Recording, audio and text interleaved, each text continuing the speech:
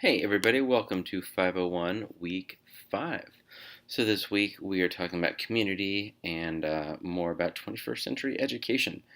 So we're 18 years into the 21st century, so hopefully we're talking about what we're doing now, or what we want to be doing now, because the 21st century is upon us. It feels so deep. Um, we are meeting this week. We are meeting Monday night at 6 p.m. So I will be sending out more information. It's going to be a little bit tricky for me. We actually have our 8th grade recognition speeches, which is like half of our graduation. So I'll be sending out a bit more information around that. So it's that time of year when life gets quite tricky. So I'm imagining your life is as crazy as mine, right? The very, very end of school. So hang in there. It is that time of year. So yeah, there you go. So plan on meeting Monday night. There are two big things that you need to be doing this week. There's a collaborative exercise. You're going to be designing a lesson plan, a 21st century learning activity that addresses a Common Core standard and leverages a certain piece of technology. So the direction you probably want to go is find something where your students can either create something, right? So think like movies, some sort of visual something, a song, a something, right? Like movies always a great go-to because there's so much involved in creating a video. But either where they're making something or where they're collaborating around something, either face to face or with students somewhere else, right? That's the kind of thing we couldn't do easily 10 years ago, and now we can. So that is the collaborative exercise. That's kind of just part of our class time. You have an assignment number 4, an infographic or a Prezi.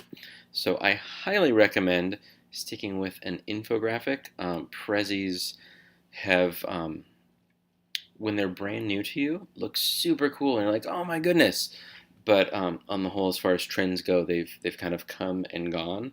And if you've not done them, it takes a while to figure them out.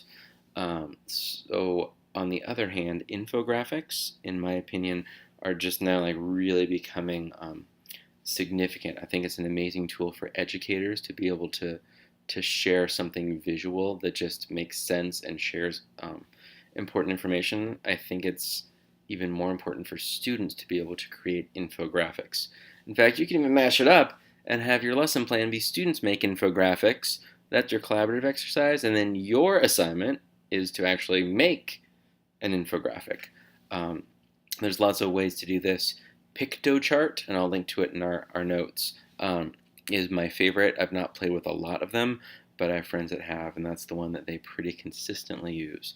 So I recommend doing that. Whatever tool you choose, please do not make it PowerPoint. In the description it says PowerPoint is not allowed. I think the goal of this is to get you used to a new type of technology, a new platform. And part of that is just getting exposed to more things. And part of it also, I think is important to name, is that we ask so much of our students that's brand new to them. And so for you as a student to actually feel what that newness and uncertainty and uncomfortableness feels like, I think is so valuable. So that's part of it. I would just hop on Piktochart. The templates are fantastic, so stick with a good template.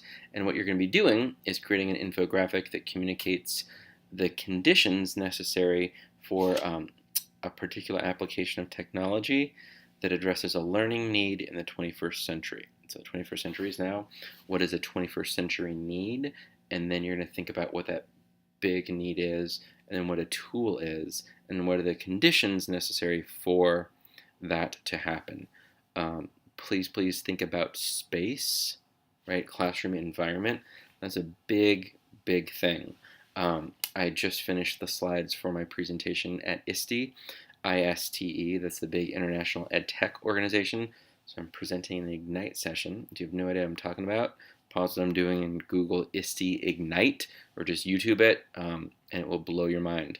So I'm going to be presenting to about 2,000 people, and a big part of what I'm talking about is that when we have a device like this, right? The environment, the classroom, the space we have should look different.